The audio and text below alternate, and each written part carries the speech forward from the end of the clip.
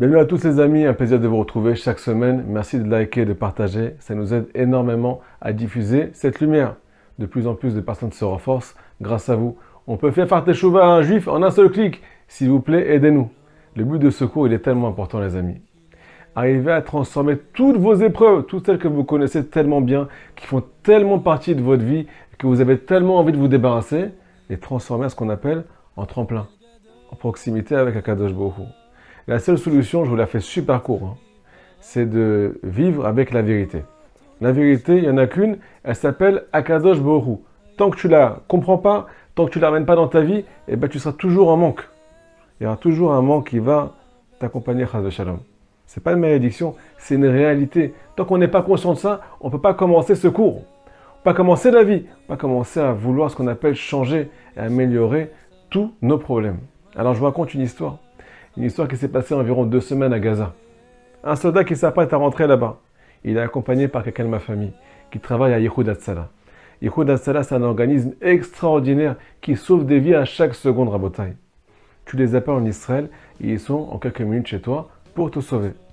Donc cette personne, elle sait très bien comment quelqu'un il se comporte, s'il est angoissé, pas angoissé, qu'est-ce qu'il faut lui dire, comment il faut le gérer. Et là, elle voit que le soldat, il est tendu. Il est super tendu. Son corps, il est figé, ainsi de suite. Qu'est-ce qu'elle lui dit? Allume la musique. Les enfants, quand tu veux savoir ce qu'ils ressentent, tu leur dis fais un dessin. Un adulte, tu lui dis mets la musique. Tu vas voir ce qu'il écoute, tu vas comprendre ce qu'il ressent. Et là, elle tombe sur une musique un peu angoissante. Pas angoissante, mais mélancolique. Une musique qui cherche de la protection. Ishaï Ribo, qui nous cite le Tehilim. Gam ki ela beget salmavet lo igrara ki ata emadi. Même si je vais dans la vallée de la mort, c'est le soldat qui s'apprête à rentrer à Botaï à Gaza, au fond, en face de l'ennemi. Même si je vais dans la vallée de la mort, lo irara, je n'aurai pas peur. Pourquoi? Comment tu peux ne pas avoir peur? Qui atteint, il m'a dit, car un Kadosh Baruch Hu, tu es avec moi. C'est les paroles du roi David. Ces paroles du roi David, Rabotai, elles accompagnent ce soldat pour surmonter ses difficultés. Alors je vous dis la vérité, ce qu'il ressent quand il rentre au front, personne ne peut le ressentir. Ces battements de cœur, ces sentiments de détresse parfois, d'inquiétude, personne ne peut le ressentir. Mais la proximité qu'ils ont avec Dieu, personne ne peut aussi la ressentir. Cette personne-là qui a accompagné le soldat, elle m'a dit, je te dis la vérité, j'ai envie moi aussi de rentrer à Gaza. Je lui ai dit, ferme ta bouche, ne te souhaite pas de mauvaises choses.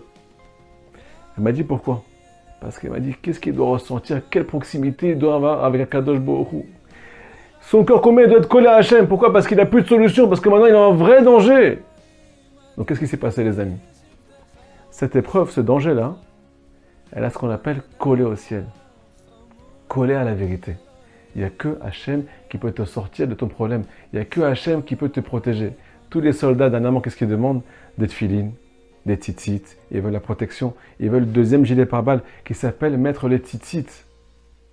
Qu'est-ce qu'ils demandent? Des tikkun haklali, des livres du Tanya, ainsi de suite. Tous les soldats veulent la protection. Ils prient beaucoup parce qu'ils sentent qu'ils sont que entre les mains de Dieu. Sinon, ils vont se faire bouffer par l'ennemi. Les amis, j'ai envie de vous dire que parfois, pour nous aussi, c'est la guerre dans la vie. Vous connaissez la phrase que tout le monde dit. C'est la guerre, j'en peux plus. Comment ça, t'en peux plus? Pourquoi tu veux te débarrasser de tes épreuves?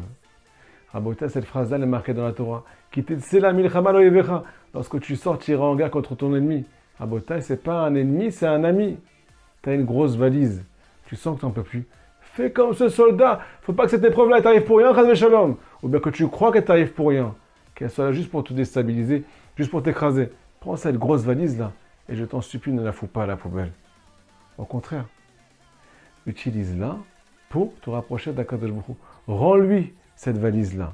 Et prends-la comme un tremplin. S'il n'était pas là ta difficulté, tu n'aurais jamais atteint le niveau que tu peux atteindre aujourd'hui. Tu n'aurais jamais accompli le but de ta vie dans ce monde. Ce qui est d'être collé à Dieu. Si tu fais ce que je te dis maintenant, je te promets que tes épreuves elles vont s'annuler. Écoutez maintenant ce qu'il y a marqué dans la paracha. Yaakov Avinu, il a étudié pendant 14 ans la Torah à Botaï. Qu'est-ce qu'il lui a dit Hachem? Maintenant tu sors d'ici. Tu vas te confronter à la réalité de ce monde, aux grandes épreuves de ce monde. Il y a marqué tout de suite dans le Pasuk. Vaïvga bamakom. Yaakov Avinu s'est mis à prier. Comment c'est marqué dans le Pasuk? Vaïvga, il a tapé dans l'endroit. C'est quoi l'endroit? C'est l'endroit où il se trouve maintenant. C'est le souci qu'il a maintenant. Il a tapé dans le mille. Il a utilisé cette chose-là. Il a commencé à prier, nous dit Rashi. De quelle façon il a prié? Il est marqué qu'Abraham Avinu, il a instauré la prière du matin. Yitzhak Avinu, la prière de Mincha, la prière de l'après-midi. Yaakov Avinu, il a instauré la prière du soir. C'est quoi la prière du soir, nous dit Rabbi Nathan? C'est l'Aïd Bodé doute. Yaakov Avinu, il représente tout le peuple d'Israël.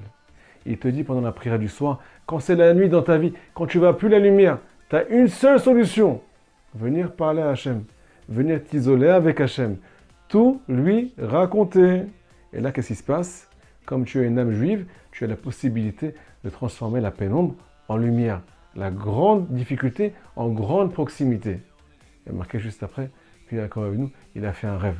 Dans ce rêve, la Rabota, il voit une échelle. Une échelle en hébreu, on appelle ça un soulam. Le soulam, c'est la même valeur numérique que kol, la voix. C'est quoi? Qu'est-ce qu'on apprend ici à Rabota? On apprend ici que pour franchir les échelons de la vie, pour s'élever dans la vie, pour atteindre notre but dans ce monde, il faut utiliser sa voix, la prière, pour trouver sa voie.